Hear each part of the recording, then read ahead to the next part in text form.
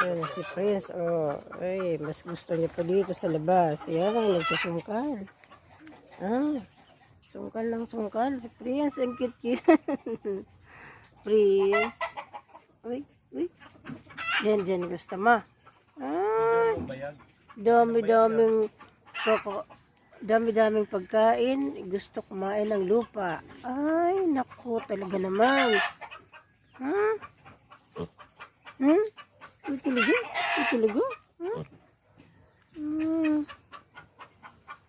Bait-baitan pag nasa loob. Papahawak. Pero pag dito, takbo-takbuhan ka. Pag nasa labas, pa naman si Prince.